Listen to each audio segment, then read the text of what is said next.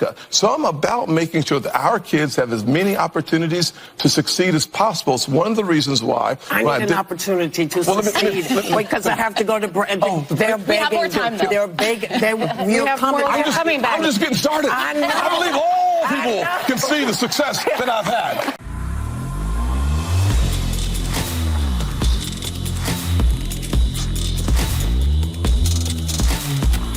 This video is brought to you by Prison Fellowship Angel Tree. Ladies and gentlemen, I'm about to jump out my chair. I'm so excited for what we have been able to do. Sending these young people whose parents are incarcerated to summer camp is literally making me so happy.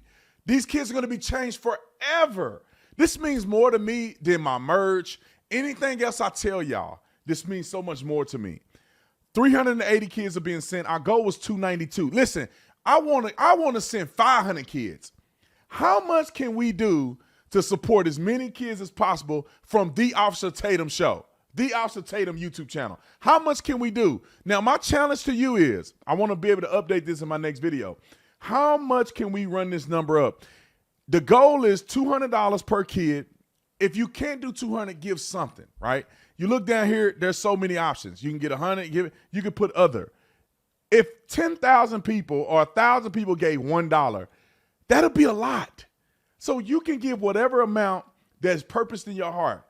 If God has called you to give 1,000, give 1,000. If God called you to give $2, give something. I want to be able to report the next time I pop my video up is that we've gone up to 500 kids that we've sent to the Angel Tree Summer Camp. They're going to learn about the gospel of Jesus Christ. They're going to make friends. They're going to have an incredible time. I'm so excited. Let me get to my video before I get too excited. We doing it big, man. This is what I'm talking about. The hands and feet of the Lord Jesus. We doing it right here. All right, y'all. Like and subscribe to the channel. Y'all already know what to do. Let's get into this. Tim Scott's clash with the cackling clowns on The View.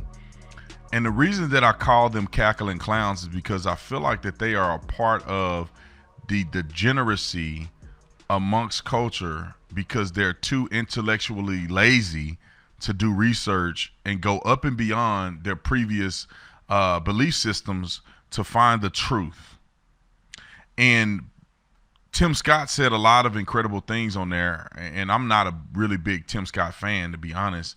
And I'm not against Tim Scott. I think he's an incredible man. I just like a little more far right, a little more Larry Elder when it comes to explicitly saying that racism in America is a farce. You have indicated that you don't believe in systemic racism.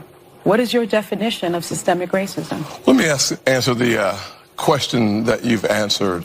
Or does it even exist in your mind? Let me answer the question this way. One of the things I think about, and one of the reasons why I'm on the show, is because of the comments that were made, frankly, on this show, that the only way for a young African-American kid to be successful in this country is to be the exception and not the rule. That is a dangerous, offensive, disgusting message to send to our young people today, that the only way to succeed is by being the exception.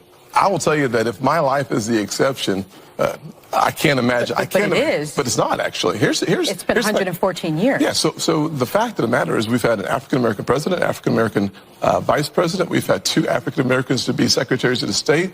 In my home city, the police chief is an African-American who's now running for mayor. The head of the highway patrol for South Carolina is an African-American. Still exceptions. In 1975, there was about 15% employment in the African-American community. For the first time in the history of the country, it's under 5%. 40% homelessness. And 50% of the folks in our community get 13% of the population. You had a chance to ask the question. I know that I've watched you on the show that you like people to be deferential and respectful, so I'm going to do the same thing. That is true. So here's what I'm going to suggest. I'm going to suggest the fact of the matter is that progress in America is palpable. It can be measured in generations.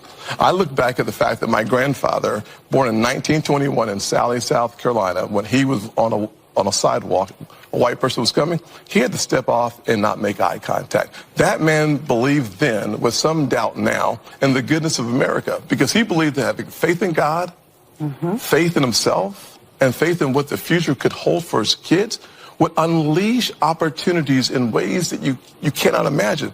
Every kid today can look Just change the stations and see how much progress has been made in this country.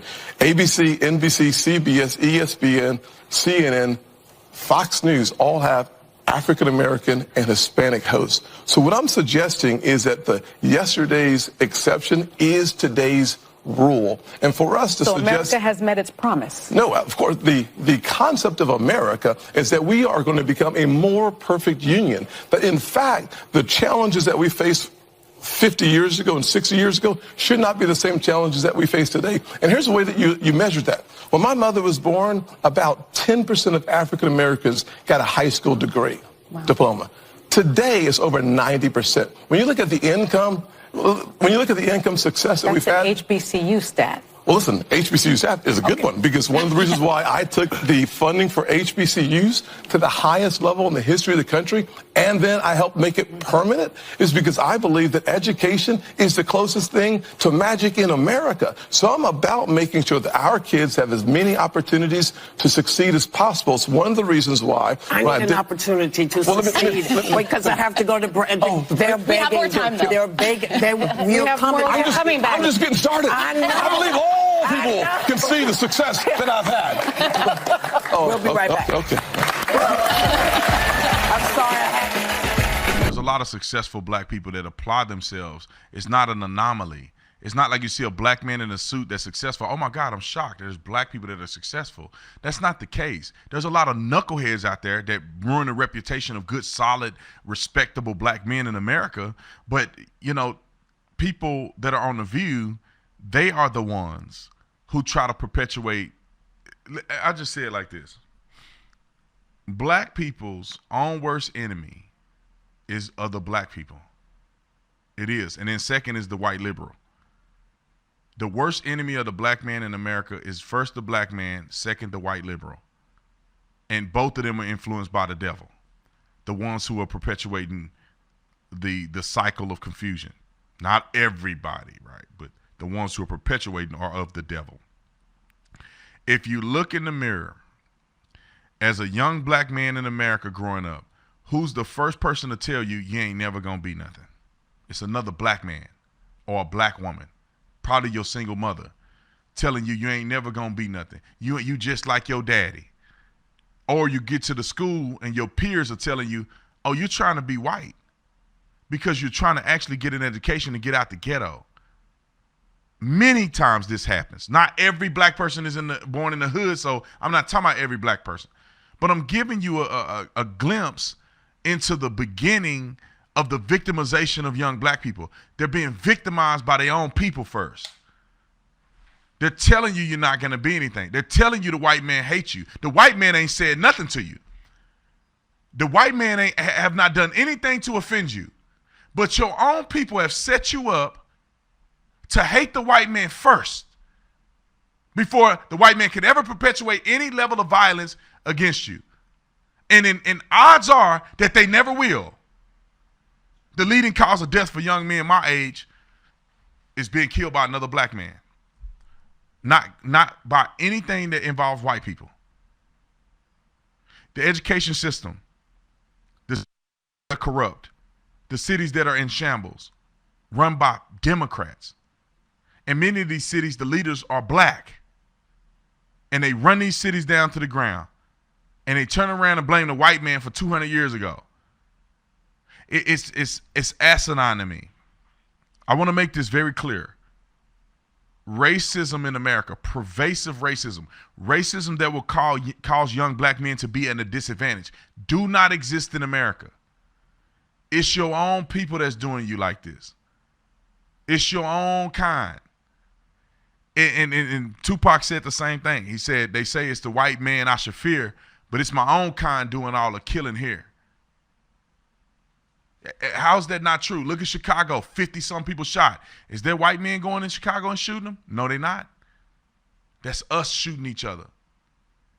That's us killing each other. That's us raping each other.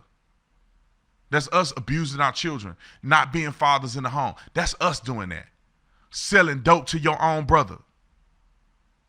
Don't blame the white man. You took the drugs and cooked it, and then went out and sold it to your brother and watched him die as you feed them drugs every week. That's you that did that. That's one thing I never understood, because I grew up in and around the hood my whole life, or at least my whole youth, until I became 18 and I went to college and got out of it. But I used to watch the drug dealers in the community, and they were superstars. But then one day, I was getting my car washed by them crackheads, because at the car wash, you get a crackhead $5, $10, man, he'll detail your whole car. And I was getting ready to get my car washed. I drive around the back of the car wash, and I saw a brother smoking crack. I saw that crackhead that I give money to actually smoking crack, and it did something to me. It hurt me. I said, I cannot believe that I'm funding my brother killing himself. But young, I won't say young, but black leaders refuse to be honest about this. And the condition of black people will never change in America unless black people change it. Hold the phone. I'll be back after the break.